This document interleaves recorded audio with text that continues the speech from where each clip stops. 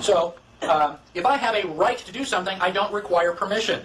So if I have a right to keep and bear arms, then I don't require a concealed carry permit. They are contradictions in terms. Did George Washington and Thomas Jefferson have gun permits? No, it was ridiculous.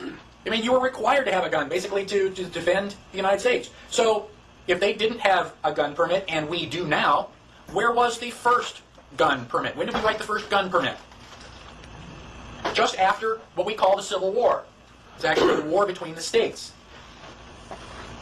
If you have a right to do something, you don't have to ask for permission. White people had rights. Black people were slaves. They had no rights. Well, we passed the 13th Amendment, which says there's no more slavery. Well, gosh, if there's no more slavery, then blacks and whites are all the same, right?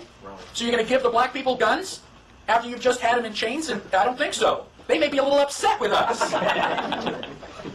Giving them a gun may not be a real good idea this week. And so what we did was we gave blacks privileges. Okay? Well, this guy's not going to be really angry with it. We'll let him do it, but not this guy over here, because I can still see in his eyes. He's angry. So blacks were given privileges with the 14th Amendment. How about a marriage license? Did Thomas Jefferson and George Washington have a marriage license? No. Today, just about everybody has one. Where was the first marriage license? Right after the Civil War.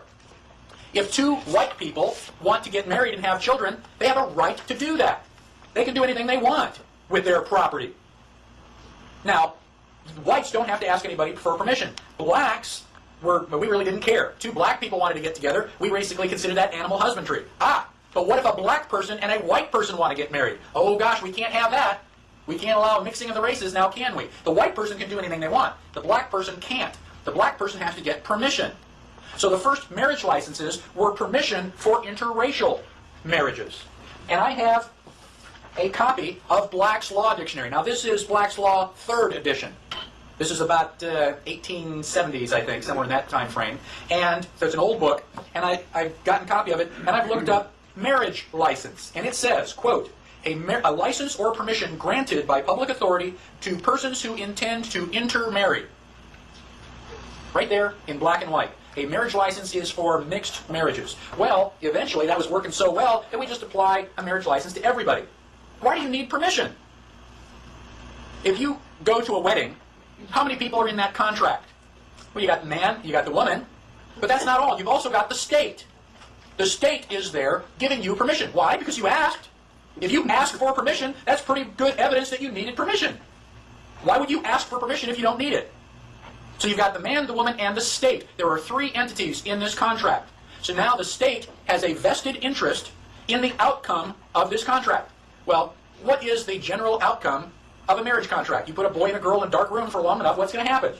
Children. So now the state, because they are vested in this contract, they have a vested interest in the children. How can this social worker come to your door and say, you're not being a good parent, and take your kids away? Because they own them. If you have a marriage license, and the state has partial ownership in your children, that's how they can demand that your children go to school. They want their children in school, government schools.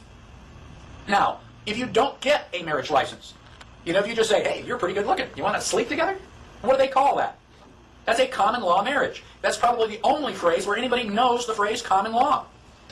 Well, what is common law? Well, gosh, I don't know. That's what 2 people know. It's not.